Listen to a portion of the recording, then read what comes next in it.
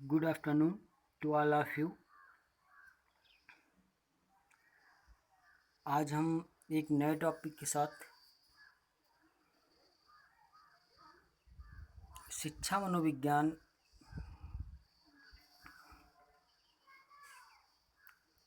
के अंतर्गत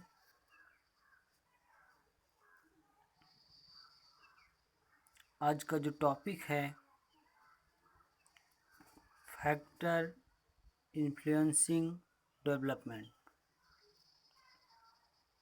विकास को प्रभावित करने वाले कारक।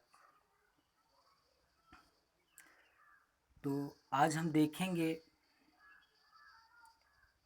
कि वे कौन कौन से कारक हैं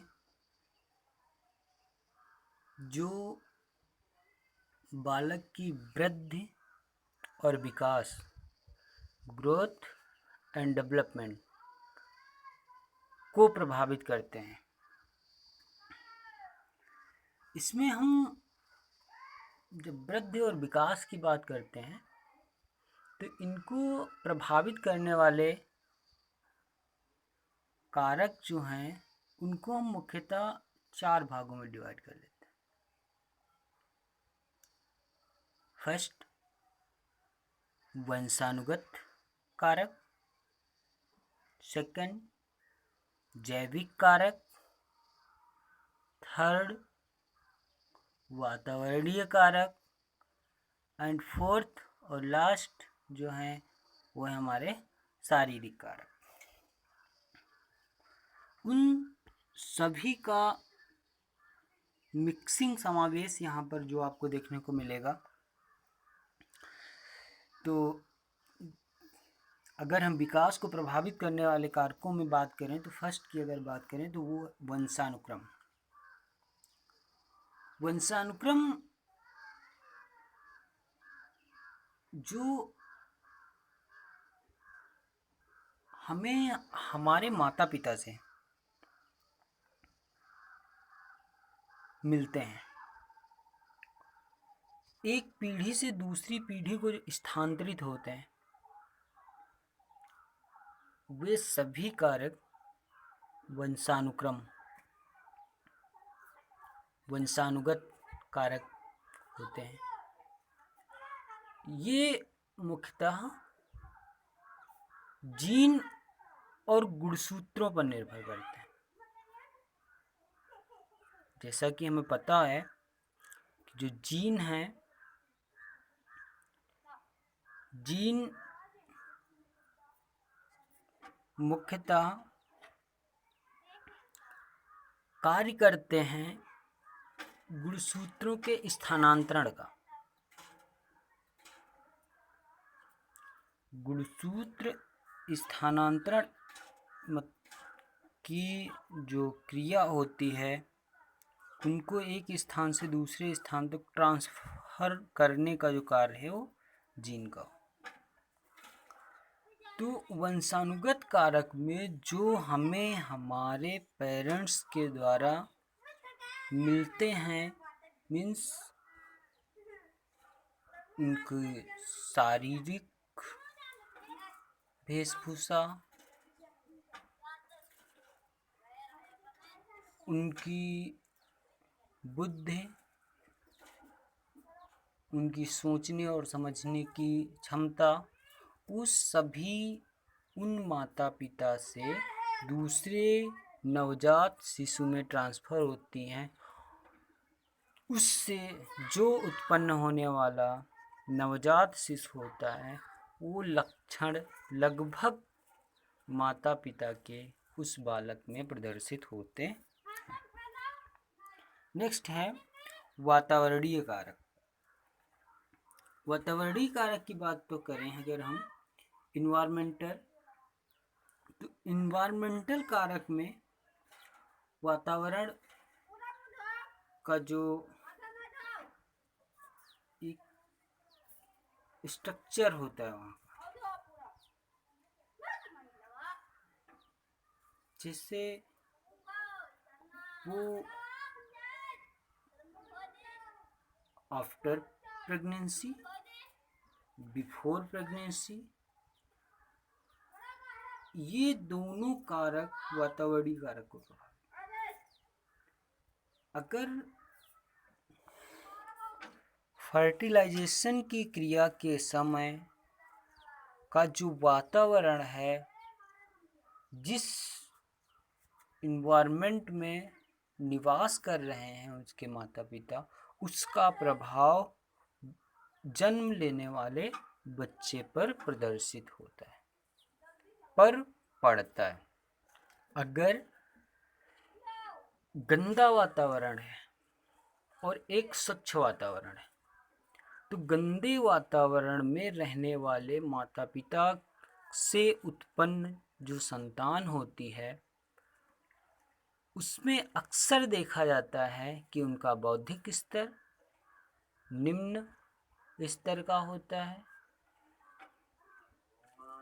उनके तर्क करने की, सोचने और समझने की जो क्षमता होती है वो निम्न स्तर की होती है। उनका शारीरिक जो डेवलपमेंट होता है, शारीरिक विकास होता है, जो होना चाहिए, जिस स्तर का होना चाहिए उस स्तर का नहीं हो पाता।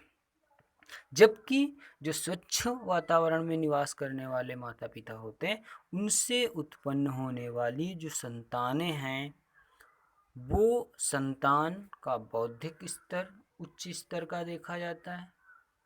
उनमें सोचने, समझने, तर्क करने की क्षमता उन बालकों में अच्छी होती है। साथ ही साथ उनका जो शारीरिक डेवलपमेंट होता है, फिजिकल डेवलपमेंट की जो हम बात करते हैं, वो उन बालकों की अपेक्षा जो गंदे और पुअर इन्वायरमेंट में रहते हैं, उनकी अपेक्षा स्वच्छ वातावरण में रहने वाले बालकों का जो डेवलपमेंट होता है वो उच्च स्तर का होता है। नेक्स्ट है पोषण। नेक्स्ट जो हमारा है पोषण। पोषण की अगर हम बात करें तो न्यूट्रिशन एक नवजात शिशु जब वो मुख्यतः बाल्यावस्था में होता है, तो बाल्यावस्था के पीरियड के दौरान बालक को अधिक प्रोटीन, कार्बोहाइड्रेट, वसा की आवश्यकता होती है, क्योंकि उस दौरान उसका जो शारीरिक डेवलपमेंट है वो, साथ में उसका जो मेंटल डेवलपमेंट है, या यूं अगर हम कहें कि उस जो ऑल डेवलपमेंट हैं, उनका जो डेवलपमेंट का स्तर होता है वो उच्च स्तर पर होता है। इसलिए उस दौरान बालक को अधिक पोषण की आवश्यकता होती है। और कभी कभी भारत जैसे विकासशील देश में देखा जाता है कि उनके पेरेंट्स, जो बच्चों के पेरेंट्स हैं, वो उन पर विशेष ध्यान नहीं दे पाते, और विशेष ध्यान उनके खाने पीने का जो समय है, खाने पीने की जो वस्तुएं हैं, उनको पोषण कितना चाहिए, कितनी कैलोरी चाहिए, इन सब चीज़ों का जब ध्यान नहीं रखते हैं, तो बालक का जो शारीरिक विकास है, शारीरिक विकास के साथ साथ उसका मानसिक विकास, ये सभी निम्न स्तर के हो जाते हैं। जबकि जिन बालकों को का पालन पोषण, उन्हें समय से भोजन, समय उनकी देखरेख, उचित देखरेख की जाती है, तो देखा जाता है कि उनका शारीरिक विकास, उनका मानसिक विकास और जो उनके अचीवमेंट होते हैं वो उच्च स्तर के होते हैं। ओके, नेक्स्ट है हमारा यौन भेद, सेक्सुअल डिस्क्रिमिनेशन। यौन भेद मीन्स हमें एक नवजात शिशु का जो निर्माण की प्रक्रिया होती है, वो माता पिता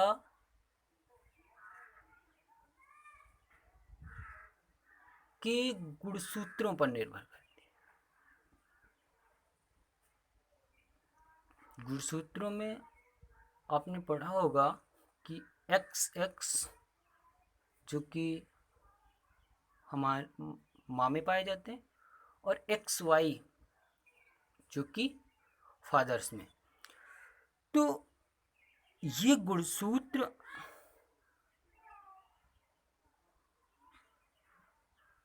नवजात शिशु के सेक्स का निर्धारण करते हैं। मीन्स अगर एक्स और एक्स एक्स माँ से और एक्स पिता से, तो उत्पन्न होने वाली जो संतान होती है वो लड़की, और यदि माँ से एक्स गुणसूत्र और पिता से वाई गुणसूत्र दोनों का आपस में क्रॉस होता है, तो उस के पश्चात उत्पन्न होने वाली जो संतान होती है वो लड़का होती है। अब इनमें देखा जाता है कि जो उत्पन्न होने के समय, डिलीवरी के समय देखा जाता है कि जो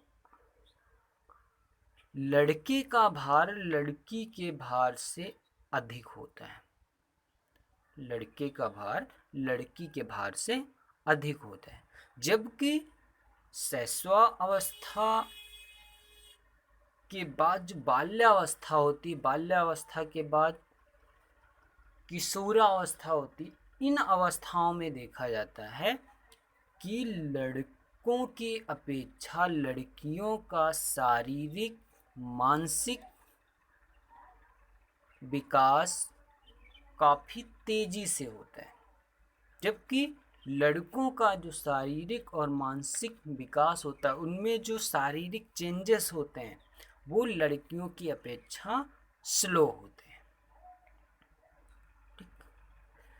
तो इस तरह से हम देखते हैं कि यौन विभिन्नता भी डेवलपमेंट को प्रभावित करती है। नेक्स्ट है, जो नेक्स्ट पॉइंट है वो है व्यक्तिगत विभिन्नता, पर्सनल वेरिएशन। व्यक्तिगत विभिन्नता में हम देखते हैं कि कभी कभी पेरेंट्स अपने बच्चों की उतनी ज़्यादा केयर नहीं कर पाते,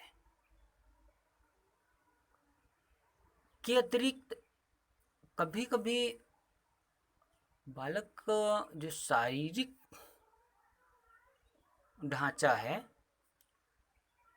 उस शारीरिक ढांचा के परिवर्तन के कारण उनमें व्यक्तिगत विभिन्नताएं पाई जाती, और उन व्यक्तिगत विभिन्नताओं के कारण जो डेवलपमेंट होता है दोनों का, उस डेवलपमेंट में देखा जाता है कि दोनों में उस डेवलपमेंट की जो प्रक्रिया है, जो डेवलपमेंट के चरण है, उन डेवलपमेंट के चरण के दौरान जो डेवलपमेंट होना चाहिए उसमें दोनों में डिफरेंस दिखता है। नेक्स्ट पॉइंट है संस्कृति, कल्चर।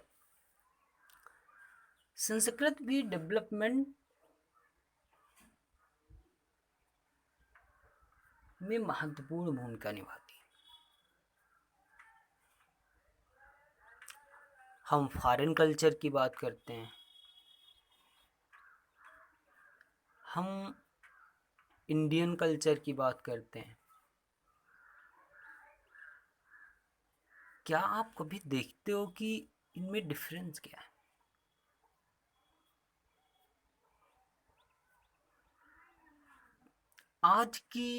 आज का जो कल्चर है और जो पहले का कल्चर था उसमें आप देखते हो कि डिफरेंट क्या हुआ है। कल्चर कहीं ना कहीं ग्रोथ और डेवलपमेंट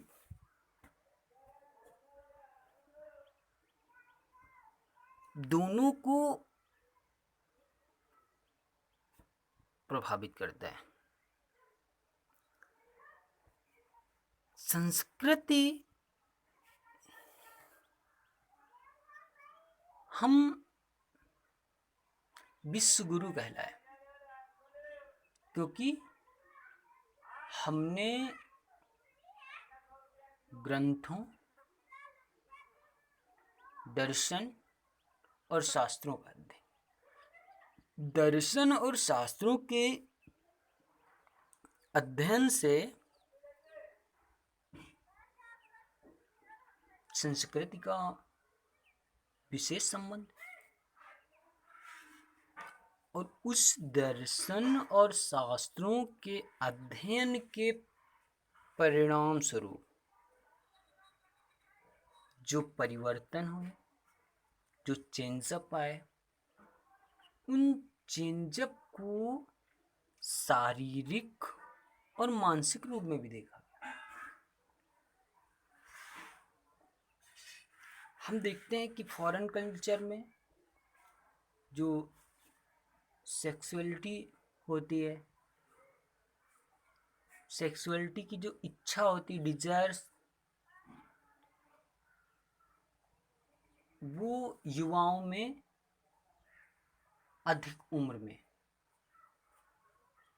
प्रदर्शित होती है। जब इंडियन कल्चर की बात करें, यहाँ की जलवायु की बात करें, तो यहाँ सेक्सुअलिटी कम उम्र में लड़के और लड़कियों में डेवलप हो जाती है,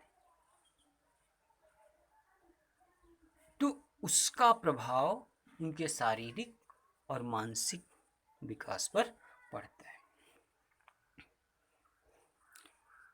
नेक्स्ट पॉइंट है बुद्धि। इंटेलिजेंस, आपने देखा होगा क्लास की, अगर सामान्य उदाहरण की बात करें तो क्लास में देखा होगा कि जो बालक पढ़ने में और गतिविधियां करने में अच्छे होते हैं,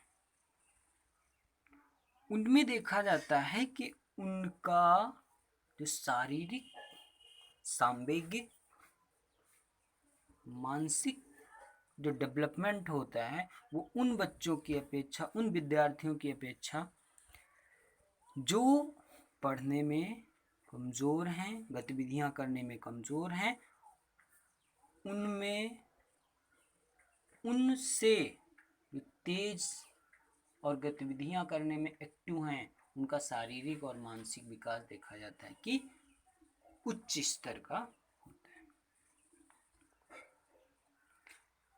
नेक्स्ट और लास्ट है खेल एवं व्यायाम, जो कि शारीरिक फैक्टर के अंतर्गत आता है। खेल एवं व्यायाम जो जितना ज़्यादा स्पोर्ट करते हैं, खेलों में रुचि लेता है, उनका मानसिक स्तर उतना ही उच्च स्तर का होता है। जितना हम खेल और व्यायाम करते हैं, शरीर को प्रैक्टिस करते हैं, उतना ज़्यादा शारीरिक डेवलपमेंट होता है, और शारीरिक डेवलपमेंट के साथ साथ ही मानसिक, क्योंकि कहा जाता है कि स्वस्थ शरीर में ही स्वस्थ मस्तिष्क का निवास होता है। तो जब शरीर हमारा स्फोटिक होगा, सुदृढ़ और मजबूत होगा, तो स्वाभाविक सी बात है कि बालक का जो मानसिक डेवलपमेंट होगा वो भी उच्च स्तर का होगा। तो इस प्रकार से हम देखते हैं कि जो विकास को प्रभावित करने वाले कारक हैं वो मुख्यतः 4 टाइप्स के: वंशानुक्रम, जैविक, वातावरणीय और शारीरिक कारक। उन सभी कारकों को हम 1 बाय 1 अंत तक 8 पॉइंट में देखें तो ये कारक हैं जो डेवलपमेंट, वो शारीरिक, मानसिक, सांवेगिक, सामाजिक, कोई भी किसी भी प्रकार का डेवलपमेंट हो, उन डेवलपमेंट को प्रभावित करता है। Thank you.